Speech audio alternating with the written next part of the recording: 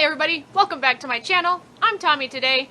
This video is going to focus on two things. Very briefly, we're going to talk about setting spray, and we're also going to talk about how to clean up our tools, our brushes and our sponges, and our silicone pads here. So what we're going to talk about first is the setting spray. What you're going to want to do is invest in a spray that works best for your skin type. So they have dewy setting sprays that makes you look like you have a nice sheen on your face, nice dewy look. But if you have oilier skin, that might not work the best for you. I have that problem. Like as the day wears on, I tend to be a little more slick in the forehead area. So I get a mattifying setting spray. This is the NYX Matte Finish Finimatte Long Lasting Setting Spray, because I like my setting spray to last a long time because I want my makeup to last a long time. Setting spray is put on whenever you're finished with the rest of your makeup, and it kind of locks it all into place and keeps it there. And all you do is just very nicely spray it. It's nice and refreshing. You wait for it to dry down, and you're done. You're ready to do the rest of your day. The best long-lasting setting sprays that exist today are the Morphe Continuous Setting Spray and the Urban Decay Up All Night Setting Spray. I own neither of them. I had the Morphe setting spray for a long time, but I ended up using all of it and I just haven't gotten a new one, and I haven't forked over the $50 for the Urban Decay one yet. I just haven't gotten there. I will. I just have to talk myself into that purchase. So, nice and easy, nice and simple. Let's talk about cleaning our brushes. You want to clean your brushes about once a week if you wear makeup every day. I wear makeup like twice a week, so I honestly clean mine once a month. I know that that probably seems pretty gross, but you do it too, okay? Don't judge me. The way that we're going to clean our brushes is we're going to move this camera upstairs and we're going to use a little bit of Dawn dish soap and some hot water. If you want to be super fancy with it, you can use olive oil too. I'll show you all those applications in just a moment. The reason we wash our brushes and our makeup sponges and everything we use to apply our makeup is makeup loves cleanliness. Makeup will stick better, it will look cleaner, it will look crisper, especially whenever it comes to your eyeshadow tools. If you don't keep those clean, eventually the colors will muddle together and it won't be the look that you're looking for.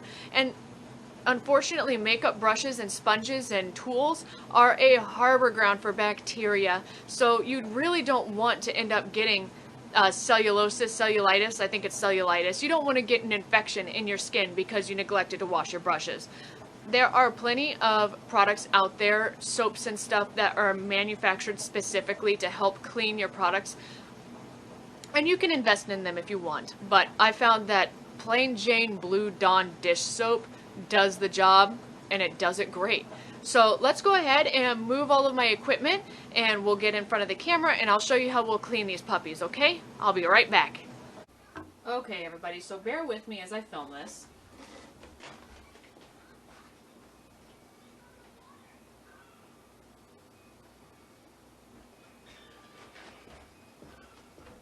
As previously stated, you're going to want some Blue Dawn to help wash everything out. What I want to start with is my silicone mat here, because I use this to also help scrub my brushes, so it's important that I make sure this is clean first and foremost. So we get the water as hot as we can possibly stand it. We put just a little drop on there, and we go ahead and massage it out. Now again, this mat you can get on Amazon, is where I got mine from. It came in a package of 5, and it's supposed to be used as a sponge for your dishes, which I do use it for, but I mean it came with 5 and you almost never need to replace the sponge part, so I found other uses for it. One of which being a makeup brush cleaner. There we go.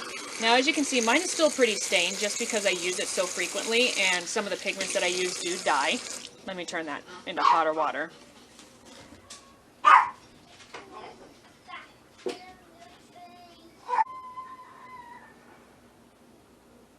Let's talk about washing our sponge here. You can see mine has a lot of love to it.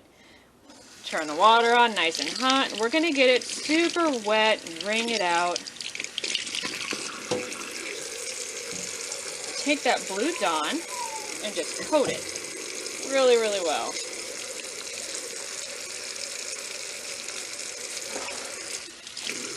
And we're going to be at this for a while, but do you see all of that makeup coming out?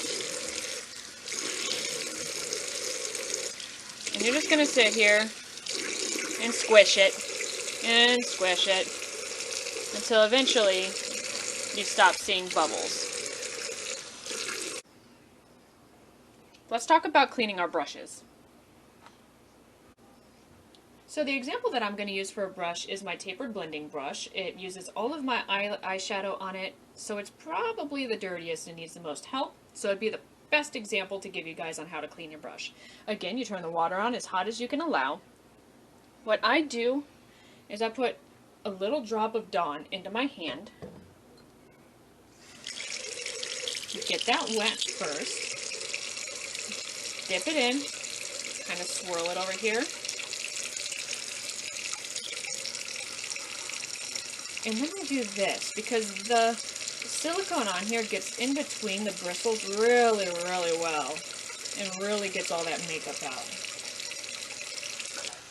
Then you put it under the water as you swirl it, and that'll help clean the soap off of the bristles. There we go.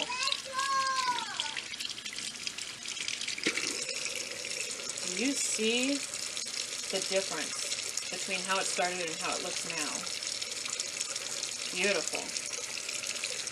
What also really helps is if you have one of these spray nozzle attachments for your sink, because you can just spray the bristles of the brush out,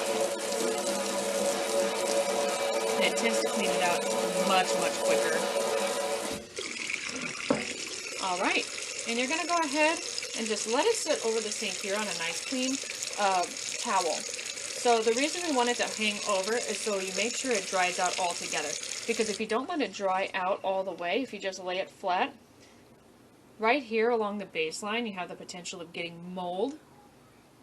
So you want to make sure it gets as much air to it as possible. And as it dries out, give it a good shake, and you're going to kind of reshape the brush here because the brush bristles will get a little messed up while you're cleaning it. So it could take overnight for it to dry. Just make sure that when you wake up the next morning, you go ahead and shake it out, reshape the bristles, and if it's still a little wet, just wait a little longer before you go ahead and use it, because if you use a wet brush, it's just not going to end well for you.